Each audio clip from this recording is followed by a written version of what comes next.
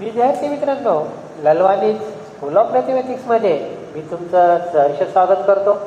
मित्रांनो, वर्ग 10वा तुमचा आणि माझा आवडीचा विषय जॉमेट्री, भूमिती. त्यातलं शेवटचं प्रकरण महत्त्वमापन, मेन्झुरेशन आणि त्यातलं शेवटचा भाग प्रॉब्लेम सेट. आणि खरोखर इतकं इंटरेस्टिंग आहे प्रॉब्लेम सेट 7, कारण की याच्यामध्ये सगळे वर्ड प्रॉब्लेम आहे. आणि सुरुवातीला वर्ड प्रॉब्लेम म्हटलं की अंगावर काटा यायचा, कारण वर्ड प्रॉब्लेममध्ये आपल्याला इमॅजिनेशन करावं लागतं. आपल्याला आपलं जॉमेट्रीचं नॉलेज पाठ केलेलं आणि व्यवहारातलं उदाहरणातलं नॉलेज कोरिलेट करावं लागतं. तर मित्रांनो, पाहूया उदाहरण कसं आहे ते. Question number 4. A metal parallelepiped of measure 16 centimetre into 11 centimetre into 10 centimetre was melted. Parallelepiped म्हणजे इष्टिकाचिती. आणि आपला आडवी पट्टी असते किंवा स्केल असते लोखंडाची पट्टी, ते म्हणजेच पॅरलोपाईड इष्टिकाचिती. ज्याला लांबी आहे, रुंदी आहे, उंची आहे, LBH आहे, त्याला म्हणायचं पॅरलोपाईड. Was melted. आणि मित्रांनो, याला आपण मेल्ट केलेला आहे. Was melted. आणि त्याच्यापासून काय तयार केले? To make coin. Not only coin but coins. नाणे तयार केले. काय तयार केले? नाणे तयार केले. आणि नाणं 5 रुपयाचं कॉइन, 2 रुपयाचं कॉइन. आणि हे नाणे आपल्या मेन्झुरेशन प्रकरणाशी कोणत्या आकृतीशी मॅच होतं सांगा? पॅरलोपाईड, क्युबाईड किंवा cube, right circular cylinder, sphere. तुमचं उत्तर युट्यूबच्या कॉमेंट बॉक्समध्ये टाका. 5 रुपयाचं कॉईन. चला, आणि कॉईनच्या बद्दल काय माहिती आहे?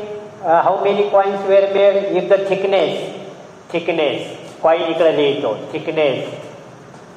थिकनेस मराठीत म्हणतात त्याला जाडी. Is equal to 2 mm. 1-2 ओळी सोडा. पुढं डायमीटर म्हणजे व्यास is equal to 2 centimetre. Coins तयार केलेले आहेत. कॉईन्स तयार केलेले आहे. हा एक कॉईन 5 रुपयाचा आहे समजा. हा दुसरा कॉईन 5 रुपयाचा आहे समजा. किती कॉईन केले माहिती नाही. समजा N कॉईन केले. पहिला कॉईन, दुसरा कॉईन, किती कॉईन तयार झाले? N coin. आणि मग काय इक्वल असेल बरं?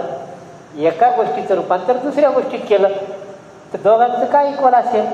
सरफेस एरिया इक्वल असेल, कर्व सरफेस एरिया इक्वल असेल, का व्हॉल्यूम इक्वल असेल? तुमचं तर युट्यूबच्या कमेंट बॉक्समध्ये टाका. आणि थोडंसं उदाहरण डोळ्यासमोर आणा. एक लंब इष्टिकाचिती आकाराचा डब्बा आहे. पॅरलोपाईड आकाराचा एक डब्बा आहे. लांबी, रुंदी आणि उंची आहे. त्याच्यामध्ये माती आहे.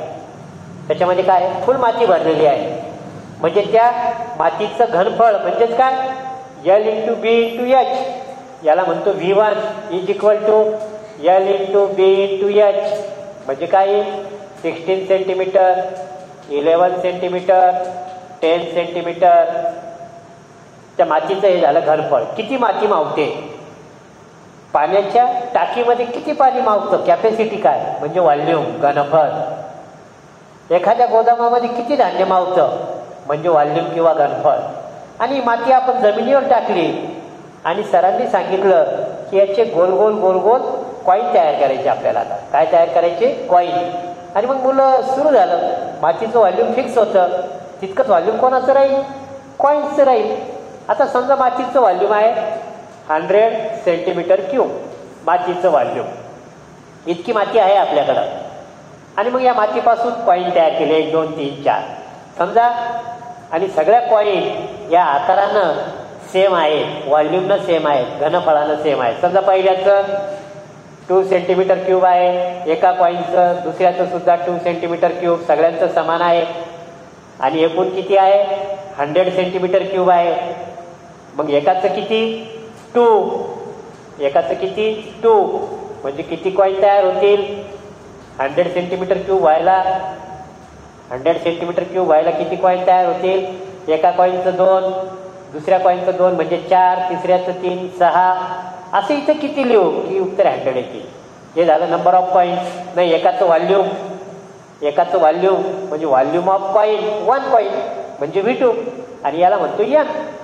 हा झाला V1 आणि सूत्र तयार झालं V2 × n = V1.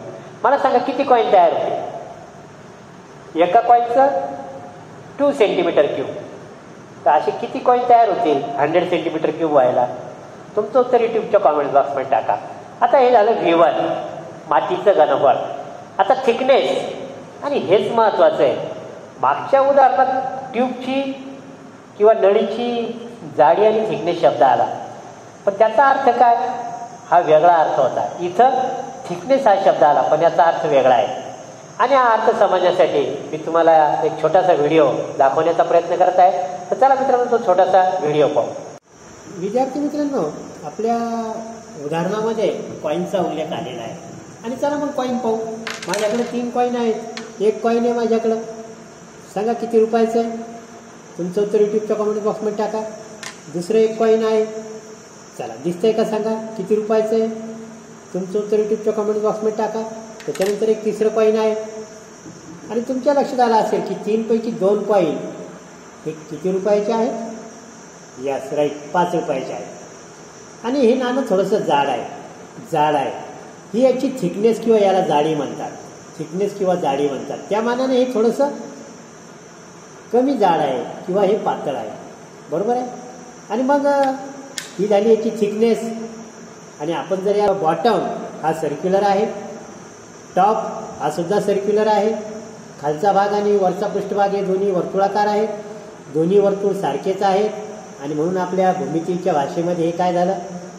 लंब वृत्त चिती, right circular cylinder, because both faces are circular and they are equal in radius.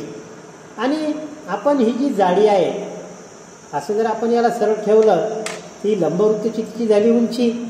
त्याच्यानंतर आपण याचा असा काय मोजणार आहोत? याला म्हणतात सरकमफरन्स मोजलं की आपल्याला काय भेटणार आहे? डायमीटर. आणि थिकनेस म्हणजे उंची लंबवृत्त चितीची. हा भाग खूप महत्त्वाचा आहे. कारण मागच्या उदाहरणामध्ये पाईपची थिकनेस होती, पण ते पाईपची थिकनेस हा भाग वेगळा होता. तो त्याचं रेडियस आणि डायमीटर दाखवत होता, इनर रेडियस, आउटर रेडियस. आणि इथे जो थिकनेस हा शब्द आला, हा लंबवृत्त चितीची उंची आहे.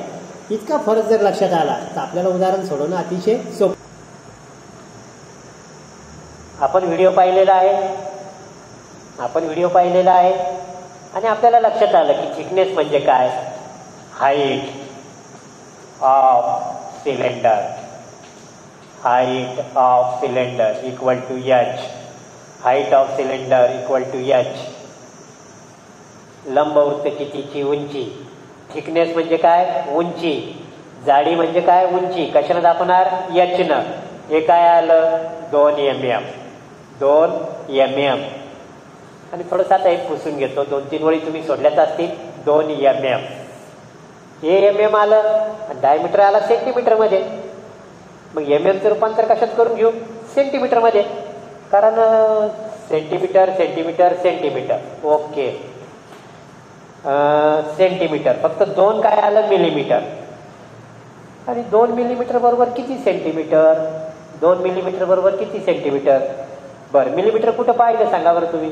दररोज वापरतात तुम्ही ती गोष्ट. बरोबर आहे.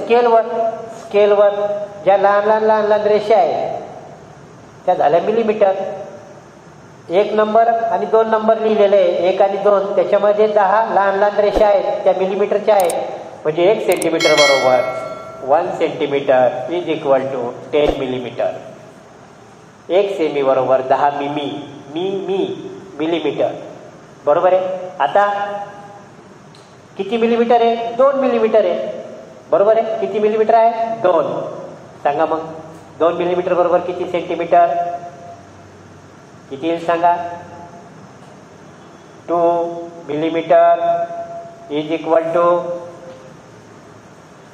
2 millimetre is equal to 2/10 centimetre. 2/10 centimetre is equal to 0.2 centimetre. Sir थोडं काही लक्षात नाही आलं तुम्ही कसं काय केलं ते. बरं नाही आलं तर पुन्हा एकदा समजून सांगायचा प्रयत्न करतो. हे पटलं मनाला की 1 सेंटीमीटर बरोबर किती मिलीमीटर? 10 मिलीमीटर. Any doubt? नाही. आता याला असं लिहितो, 10 millimetre is equal to 1 centimetre. 10 into 1 millimetre is equal to 1 centimetre. 10च्या ऐवजी काय लिहिलं? 10 into 1, 10 into 1 बरोबर आहे. मग 1 millimetre is equal to 1/10 centimetre. 10 न्यूमरेटरला होता, कुठं नेला डिनॉमिनेटरला? 1 बरोबर हे तर 2 बरोबर दोन्ही साईडला 2 न मल्टिप्लाय करा. 2/10 सेंटीमीटर. 2/10 सेंटीमीटर म्हणजेच काय आलं? 0.2 सेंटीमीटर. आलं लक्षात? 0.2 सेंटीमीटर. आणि एकदा प्रॅक्टिस झाली की मग काही प्रॉब्लेम नाही. 3 millimetre is equal to 0.3 centimetre. म्हणजे डिवायडेड बाय 10 भागिले 10 करायचं. 3 ला 10 न डिवाइड केलं की 0.3 centimetre. 4 millimetre is equal to 4 millimetre is equal to 0.4 centimetre. आणि 4 सेंटीमीटर इज इक्वल टू सांगा किती मिलीमीटर? 1 सेंटीमीटरमध्ये 10 मिलीमीटर, 2 मध्ये 20, 3 मध्ये 30. 4 centimetre is equal to 40 millimetre. मित्रांनो कन्सेप्ट क्लिअर झाला ना एकदा की मग तुम्हाला वेळेवर गोंधळ होत नाही. चला, एका स्टेपमध्ये उत्तर आलं होतं पण समजलं नाही म्हणून इतकं केलं. बरं हे इतकं करायची गरज नाही. इथं डायरेक्ट लिहायचं इज इक्वल टू 0.2 सेंटीमीटर. इतकं काहीच लिहायची गरज नाही. इतकं काहीच लिहायची गरज नाही, फक्त समजण्यासाठी होतं. चला, H is equal to 0.2 centimetre. आता डायमीटर व्यास. Diameter is equal to 2 centimetre. R is equal to D/2. 2 centimetre upon 2 is equal to 1 centimetre. So R is equal to 1 centimetre. R is equal to 1 centimetre. मित्रांनो आपल्याला हे V1 भेटलेलं आहे. आपण multiplication अजून केलेलं नाही. आता आपल्याला एका कॉईनचं व्हॉल्यूम काढायचं आहे, ज्याला मी म्हटलं V2. पुन्हा एकदा सांगतो थोडक्यात. एका लंब इष्टिकाची ती आकाराच्या डब्यामध्ये ओली माती किंवा माती भरली. ती माती जमिनीवर टाकली आणि सरांनी सांगितलं या मातीपासून समान आकाराचे, समान घनफळाचे आपल्याला कॉईन तयार करायचे आहे. बरोबर आहे. आपण एका पॅरालोपाईड आकाराच्या डब्यामध्ये माती घेतली, जिचं व्हॉल्यूम किती आलं? 16 × 11 × 10 सेंटीमीटर क्यूब. ही माती आपण आता जमिनीवर टाकली आणि या मातीपासून कॉईन तयार केले. आकृती काढा मित्रांनो. कॉईन तयार केले, 5 रुपयाचे कॉईन तयार केले. प्रत्येकाचं व्हॉल्यूम सेम आहे. समजा पहिल्या कॉईनचं व्हॅल्यूम 2 सेंटीमीटर क्यूब, दुसऱ्याचं सुद्धा 2 सेंटीमीटर क्यूब, तिसऱ्याचं 2 सेंटीमीटर क्यूब समान आहे. आणि आपल्याकडं माती आहे 100 सेंटीमीटर क्यूब. 100 centimetre cube. एका नाण्याचं किती? 2 सेंटीमीटर क्यूब. याला म्हणतो V2. हे झालं V1. मग एकूण किती नाणे तयार झाले बरं? 100 यायला 50. याला म्हणतो N. N म्हणजे number of coins. V1 is equal to V2 into N. चला लिहा. लेट N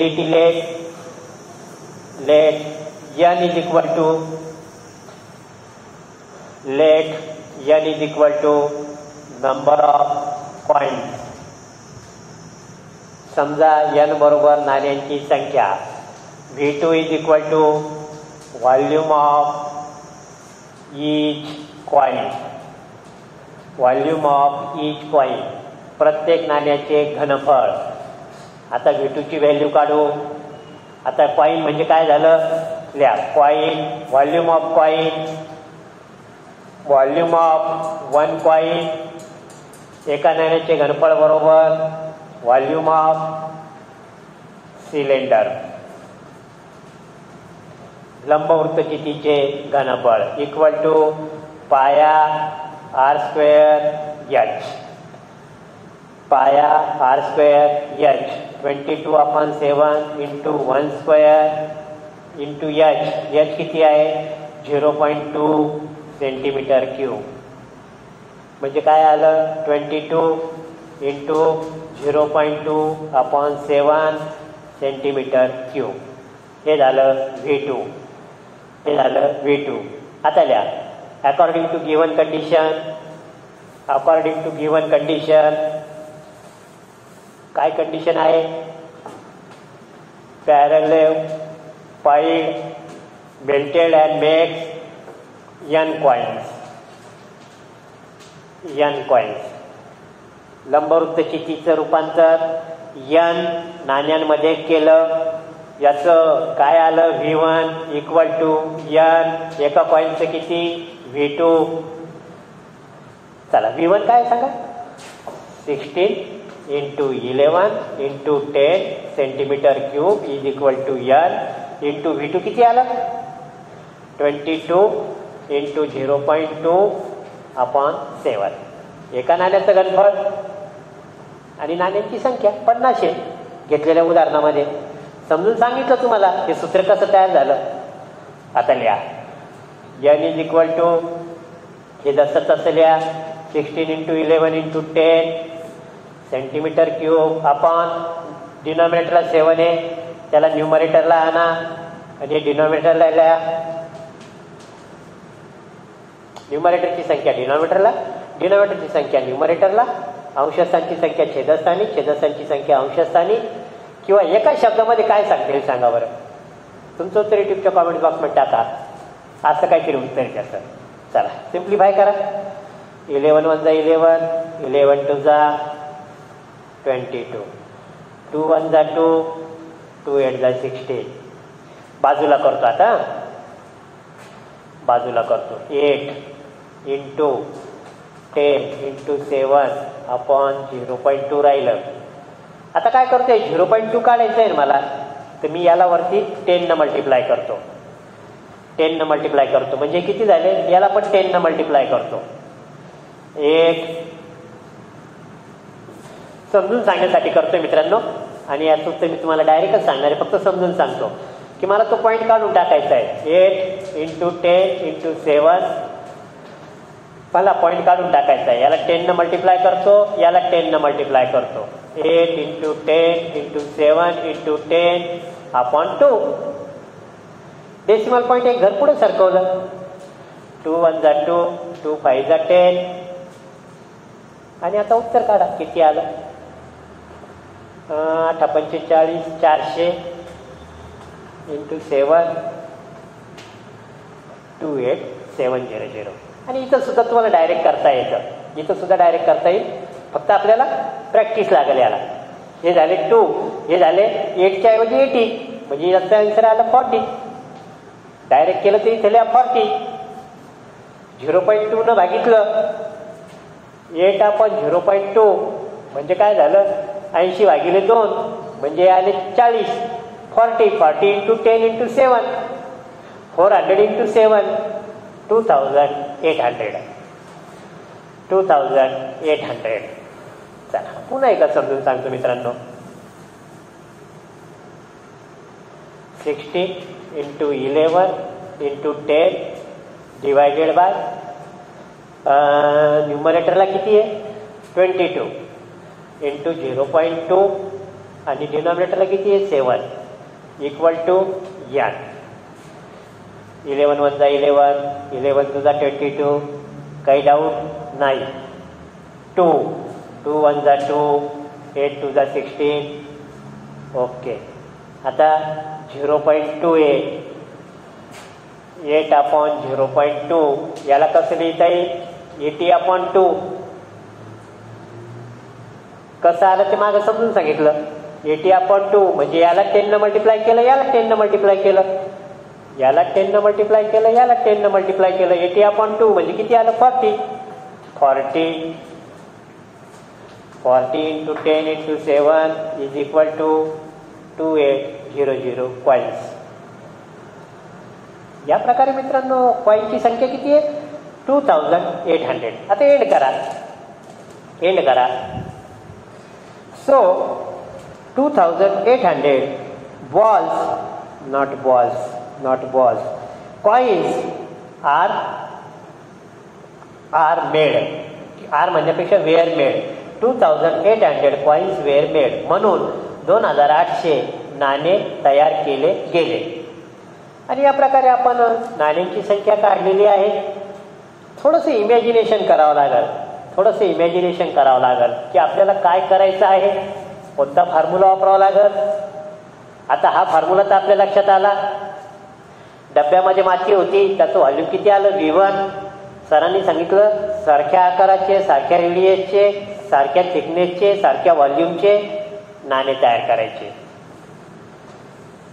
याचं व्हॉल्यूम V2, याचं व्हॉल्यूम V2, याचं व्हॉल्यूम V2. किती कॉईन्स आहे माहिती आहे का? नाही, N कॉईन्स. मग टोटल व्हॅल्यूम किती होईल? NV2.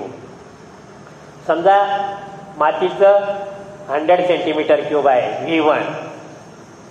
पहिल्या नाण्याचं 2 सेंटीमीटर क्यूब. म्हणजे एकूण नाणे किती झाले? 50. N म्हणजे 50 आणि एकाचं किती? 2. 50 × 2 100. हे सुद्धा 100. आणि या प्रकारे सूत्र काय तयार झालं? V1 = NV2. आणि मित्रांनो समजून केलं तर पहिल्या वेळेला जास्त वेळ लागेल, दुसऱ्या वेळेला त्याच्यापेक्षा कमी वेळ लागेल. आणि स्पर्धा परीक्षेमध्ये जाल तर मी तुम्हाला गॅरंटीने सांगतो की तुम्ही हे उदाहरण फक्त 1.5 किंवा 2 मिनिटात सोडवू शकाल.